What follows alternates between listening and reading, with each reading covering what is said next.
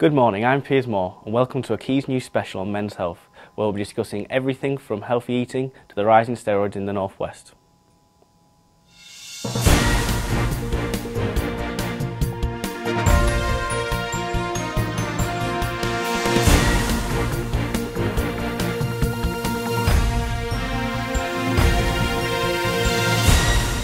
Some studies have suggested that the use of protein shakes could be to blame for early signs of liver damage, but how true are these claims, and what do the people who produce supplements and work in the leisure industry think? Over the last few years, Manchester and the northwest has seen a rise in the number of young males going to the gym. This has meant that supplements such as protein shakes have become big business, with new companies targeting the area. I spoke to Chris Patrick, co-owner of rightsupplements.co.uk. Yeah, without a doubt, I think Manchester is known for its gym culture, and I think, like I say, our company has really been down south in the Essex area, but we are going to bring it to the northwest, and I think it's a massive place for supplements.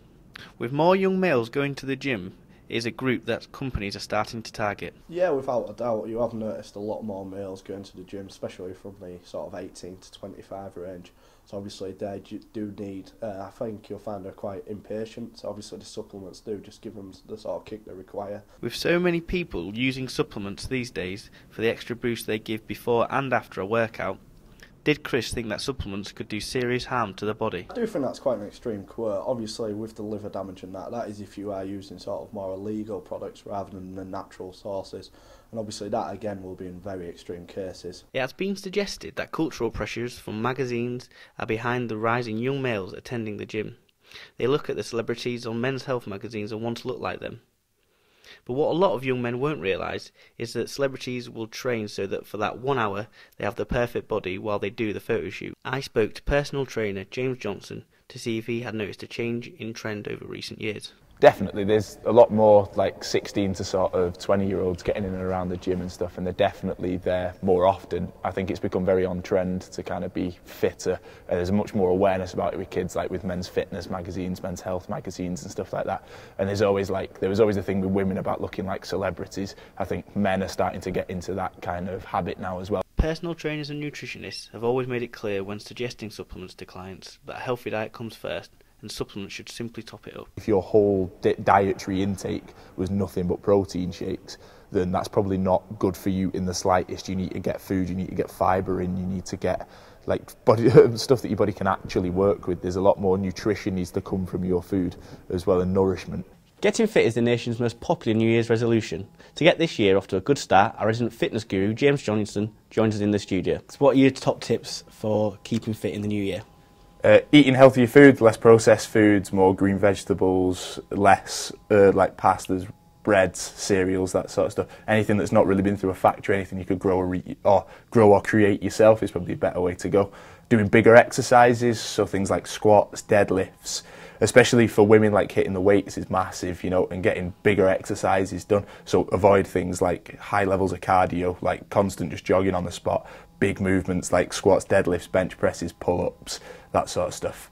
And thirdly, like I mentioned about cardio, avoid doing like steady state, long distance sort of cardio. Always try and do more like sprinting work or more circuit based work, or even just take up a sport. Do you think it's ever a bad thing that they're trying too hard and being in the gym too much? I'm all for people getting exercising more and moving more and stuff like that, and wanting to get into a gym. And if they have someone like Tom Hardy that they look up to that go kind of, yeah, I'd like to be along the same lines of him, that's kind of healthy to have that kind of idol. But it's when you become obsessed, you're like, I must look like Tom Hardy, I must do this, I must do that, and you become obsessed with the pursuit of that body, and you become over enthralled in trying to look exactly like that celebrity does. Then it becomes a problem, and you don't notice the changes in yourself, and you see a stringy little guy in the mirror when you're actually 18 stone.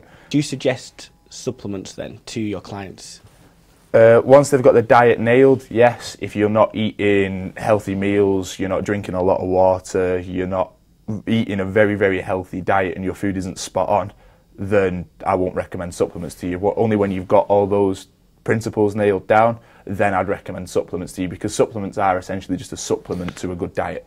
Do you think so you think first of all get the diet right and then you move on to the supplements? Yeah, definitely, because if you're supplementing a bad diet, you're not going to get the full effect from your supplement, so you're wasting your money, and you can get so much good effect from food and you can probably get a better effect than some of the supplements from your food. That I think that if you don't nail that down and you're not eating consistently good meals, then there's no point in supplementing, because you're not going to get the benefit from it as much as anything else. Right. Do you think people, especially young males then, going to the gym, think straight away, right, I'll get supplements without realising how you're meant to use them? Yeah, definitely. They're very much marketed in that sort of way, in terms of you could walk through most commercial gyms and pick up a protein shake on the way in and on the way out, and there's always a picture of a guy topless drinking one with his protein shake, you know, and it's kind of that they're sold in that manner that if you drink this, you get this body, and it doesn't work like that. Do you think males don't realise, young males don't realise how to use supplements correctly? Definitely. I think they just take them when they think they should take them, and they take them sort of maybe just after they work out, before they work out, whilst they're working out. And I don't think they completely understand the product, definitely not in the way it's marketed and stuff as well, in terms of if you take this, you'll get this body. Then I don't think people fully understand it, and there's not really a directional guide to it, because it is just food as well. You can eat sort of whenever you want, but there are better times to take it as well. Okay, thank you very much for joining us, James. Some of our viewers have got in contact with us via Twitter. JP Peacock says protein shakes are good, but you shouldn't rely on them. Diet is key. Alex JH Clark says protein shakes are the way forward, with a tad of creatine and hardcore gym action.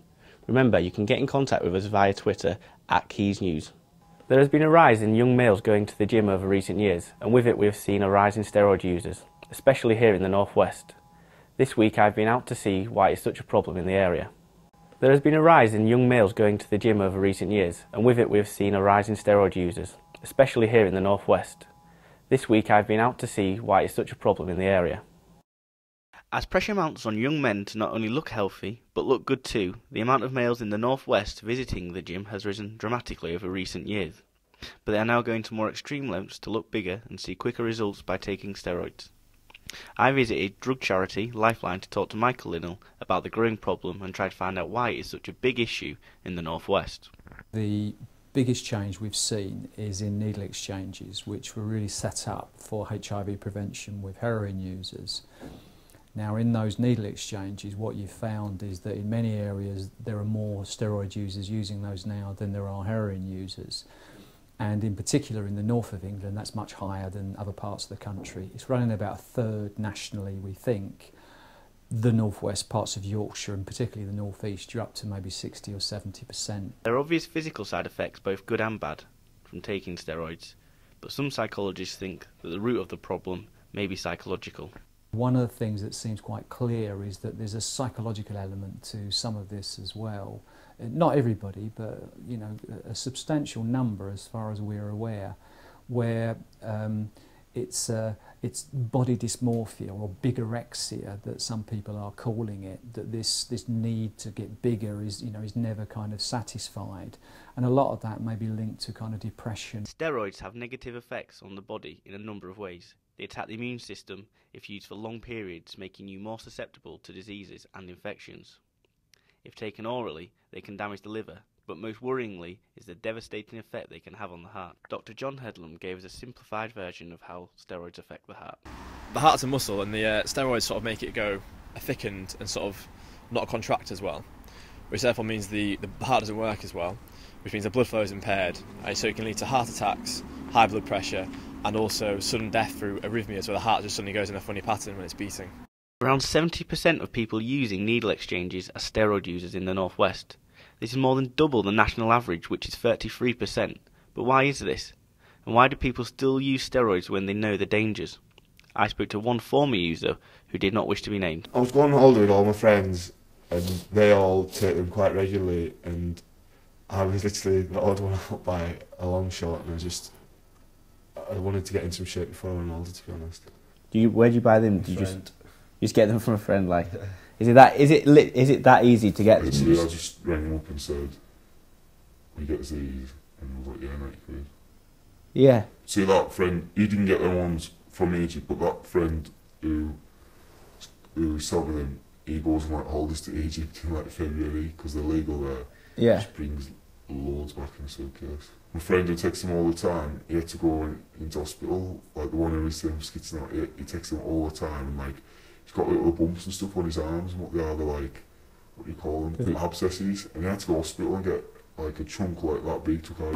With young males under constant pressure to look good, steroid use continues to rise in the northwest. One major concern could be in 5 to 10 years when there's a whole generation being using steroids for a prolonged period of time, and what health risks and dangers they might face.